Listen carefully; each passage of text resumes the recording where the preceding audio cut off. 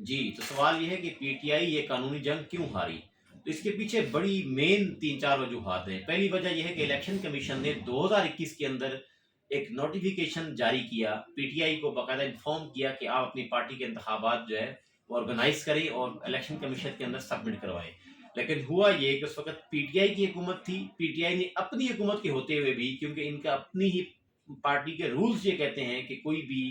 شخص وہ ایک ہی ٹائم پہ دو عہدے نہیں رکھ سکتا، ایک ہی ٹائم پہ چیئرمین اور وزیر اعظم نہیں رہ سکتا۔ اس قانونی ایشو کو دیکھتے ہوئے پی ٹی آئی نے اس وقت، کیونکہ عمران خان صاحب خود وزیر اعظم پاکستان تھے، تو پی ٹی آئی نے قانونی طور پہ یہ دیکھتے ہوئے کہ جب خان صاحب حکومت ختم ہو جائے گی تو انٹرم سیٹ اپ کے اندر ہم جا کے خان صاحب کے لیے دوبارہ سے انتخابات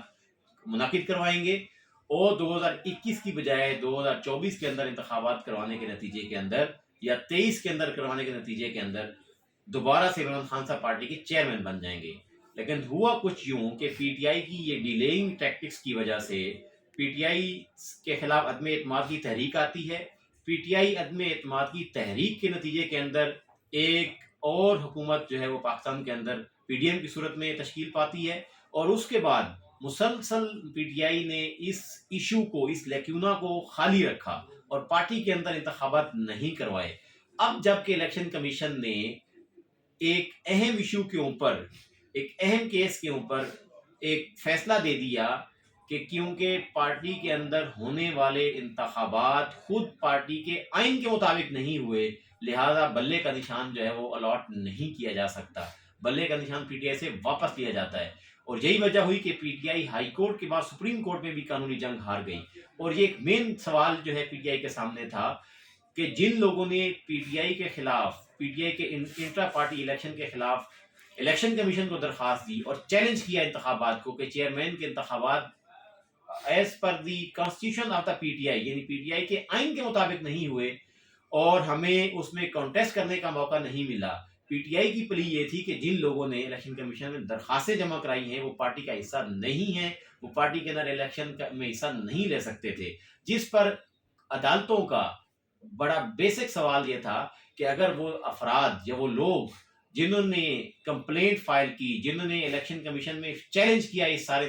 انتخابی عمل کو، ان کی پارٹی سے علیحدگی کے حوالے سے یا ان کو پارٹی سے یعنی پی ٹی آئی سے نکالے جانے کے حوالے سے کوئی ڈاکومنٹ پیش کر دیا جائے، تو پی ٹی آئی وہ ڈاکومنٹ بھی پیش کرنے میں ناکام رہی۔ یہ پی ٹی آئی کی قانونی ٹیم کی ایک ناکامی تھی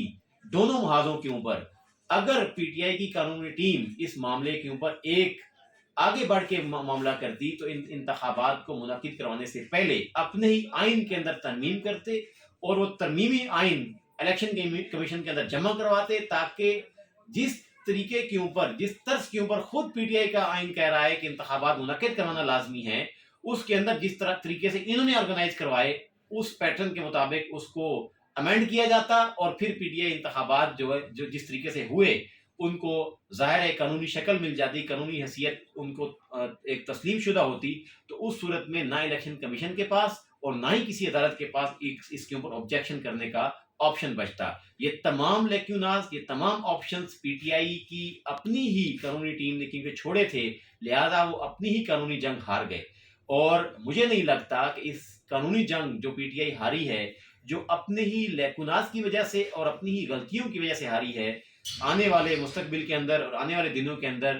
یہ بلے کا نشان قانونی طور پہ پی ٹی آئی کے پاس کوئی راستہ، کوئی آپشن موجود نہیں ہے کہ بلے کا نشان واپس مل سکے اور پی ٹی آئی بلے کے نشان کے اوپر جو ہے وہ الیکشن لڑ سکے، کیونکہ الیکشن کمیشن نے تمام پی ٹی آئی امیدواروں کو اس وقت آزاد حیثیت سے نشان الاٹ کر دیے ہیں، اور وہ تمام آزاد